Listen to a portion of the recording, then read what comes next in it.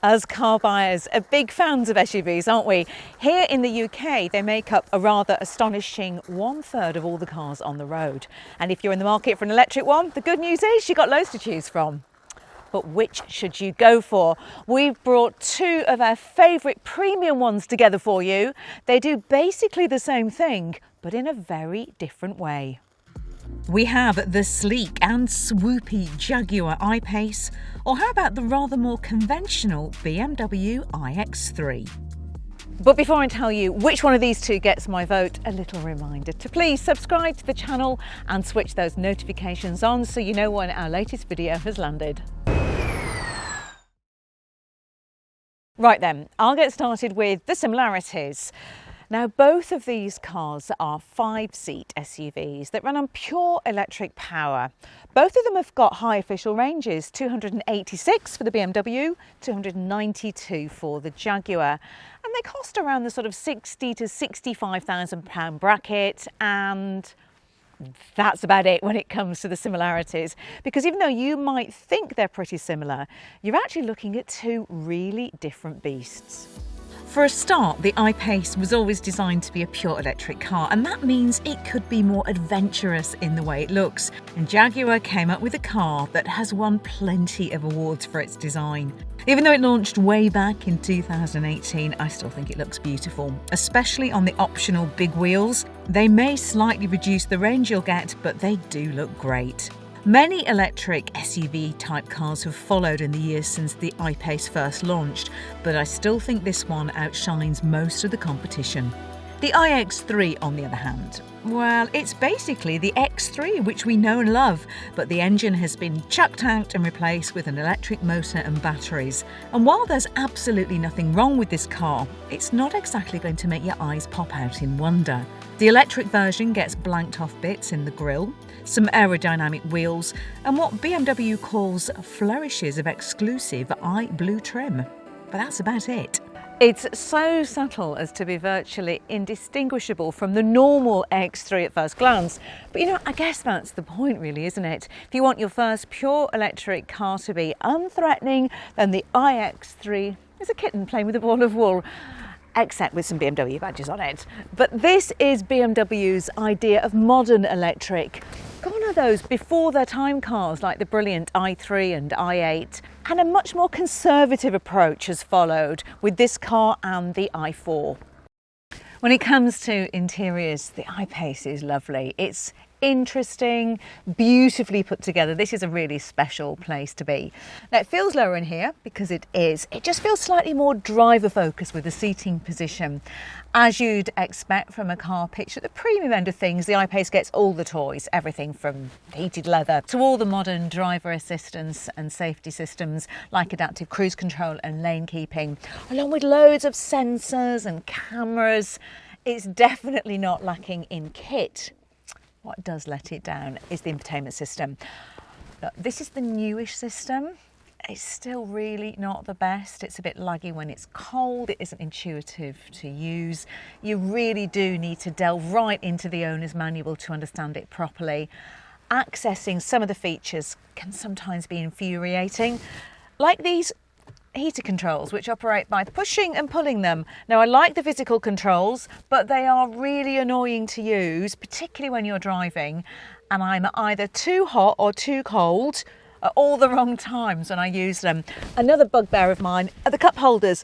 They've got these kind of little rubber bits in, which makes it impossible to get your cup out. Very annoying. But for a full deep dive into the interior and a more general look at both of these cars, do check out our individual reviews here on YouTube or over on electrifying.com. Now, when it comes to space, surprisingly for a swoopy car, you've got loads of room back here. 3 passengers, in fact, fit more comfortably in here than they do in the iX3. I really like these grooves in the headliner for the outer 2 passengers. A leg room for whoever gets the middle seat is better. You've got plenty of USB and power outlets down there. And I also really like the cutouts in the back of the front seats. Brings a bit of extra light in and also just gives it a more interesting feel in here. The I-Pace also has a small frunk up front for cables and muddy stuff, along with a decent sized boot. At 577 litres, it's actually bigger than the iX3, about the size of an extra suitcase.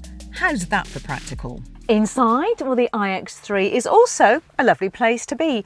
BMW is building all of its iX3s in China, but if you're worried that the legendary German build quality may have suffered through that, you can rest easy. This looks and feels beautifully put together. It's very solid. There's also a pretty generous amount of kit in here with a good infotainment system with a 10.3-inch screen, which is intuitive and very easy to operate, unlike the Jaguars. It has exactly the kind of feel I expect from a premium manufacturer. It's a bit more formal and traditional than the I-Pace, but it is definitely really well put together. When it comes to space, as I've said, the I-Pace edges it in the back seats, but even though the boot is smaller than the I-Pace with the seats up, it's actually bigger on the iX3 with the back seats folded down. Plus it's a squarer, taller shape around the back window, which is handy if, like me, you have a dog. There is, however, no frunk. Instead, you get this vast expanse of plastic, which I guess you could use as a picnic table, mobile office, I don't know. Answers in the comments below on that one, please. Now, the iX3 may have almost 40% less power than the Jag, but it does feel quick enough, with plenty of power there for things like motorway driving or when you need it for overtaking. It has some clever adaptive regenerative braking. That's where the car's sensory systems work out what other cars are doing, what the terrain is like, and what the weather conditions are to give you the best possible clawback of that precious power. Don't want computers doing all the work? Then you just slide the gear lever over into B mode for even stronger regeneration. And you know what? It's very good. From what we've discovered, the iX3 seems to offer more real-world range than the I-Pace, even with that smaller battery. The steering is really nice, actually. Maybe I'd like a little bit more feedback, but the way it handles into a corner is pretty impressive, and it does feel nice and sporty. Does feel a bit lumpy on rougher roads, but generally it's pretty quiet, stable, and a nice cosseting place to be. I can actually see this being a car that impresses me more over time the longer that I live with it. But in terms of just literally getting into the driver's seat and heading off and driving, I have to say of the two, it's the I-Pace that definitely impresses me more. But do you know what the most impressive thing about the iX3 is? The fact that it makes the most of what it's got. With a 74 kilowatt-hour battery, that's the usable figure by the way, rather than the total capacity, the iX3 manages 286 miles of range according to the official figures. But the Jaguar has a bigger battery, 84.7 kilowatt-hours, but can only eke out 6 more miles of range. Okay, so the BMW isn't all-wheel drive, but if you're not regularly driving in snow or mud, I can't really see a problem with it. This car puts a smile on my face. What you get with the Jag is something that's very childish, really. Lots and lots of speed on tap. Yes, there's nearly 400 brake horsepower right here. The BMW might get to 62 in under 7 seconds, but this car gets there in under 5. When you get it into a corner, it just launches itself around it like you would not believe, even if it's wet. You can thank its fantastic four-wheel drive system for that. Even though it handles like a sports car, the I-Pace has a few off-road settings, along with tyres that are designed to cope with mud and snow. Maybe the Jaguar engineers have been spending too much time with their Land Rover colleagues in the staff canteen. Honestly, this car has the driving enjoyment part completely sewn up. It's brilliant. Steering is pin sharp, the body doesn't roll. Even though the ride isn't quite as good as the iX3, you simply don't care.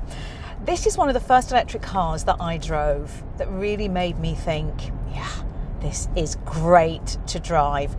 And I still think the same today. In fact, I would go so far as to say that you can just forget about what powers this car. Forget that it's electric. It is one of the most enjoyable cars on sale to drive today, full stop. Every time I get in it, it puts a smile on my face. But if you do make use of all the power that the I-Pace has got, you'll be stopping before you might in the rather more subdued iX3. both cars do have the same AC charging ability, but when you're out and about, the Jaguar can only charge at a maximum of 100 kilowatts, while the BMW manages a faster 150. That means the BMW can charge from 10 to 80% in 35 minutes if you can find a big enough rapid charger, whilst the quickest you could charge the Jaguar would be 44 minutes. You get a smaller battery in the iX3, yes, but remember you're actually getting the same, or indeed slightly better, real-world range. A more common 50 kilowatt charger levels the playing field a bit, 71 minutes for the BMW, 75 for the Jaguar.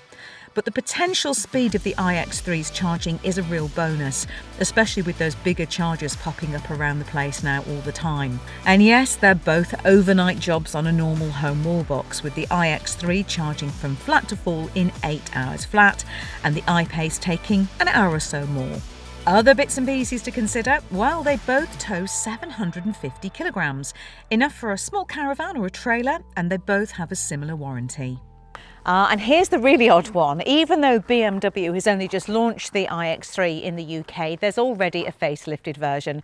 The hardware is the same, but there are some changes to the lights and the bumpers, and some spec differences to the Premier Edition cars that were launched here initially, including bigger screens. So confusingly, BMW has changed the car before it's even barely arrived, which if I'd bought one of the original ones might just make me a little bit cross.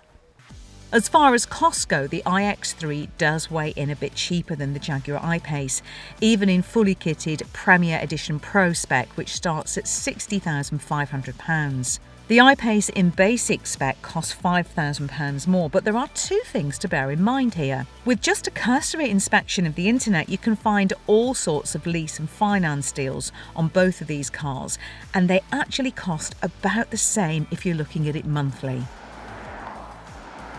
So which of these two am I taking home? Well, you've got to respect the iX3 for its efficiency, particularly given that it was never designed to be a pure electric car. So it's got really well judged performance. It feels built like a brick wall and does everything you would expect of it. And it isn't scary in the least, particularly if you're converting to electric for the first time from a petrol or diesel X3. But you know what? Even if it is the older car, it's the I-Pace that gets my vote. It's fast, it's exciting, it's just more forward thinking. It's got that lovely interior and I think a more desirable exterior. And it just feels a bit more special. Right then, these are the keys I'm keeping. See you next time. But perhaps the Jag isn't the car that floats your boat. Do you agree or not? Please do let us know in the comments below. Like, subscribe, and of course switch on those notifications so you know when our latest video has landed.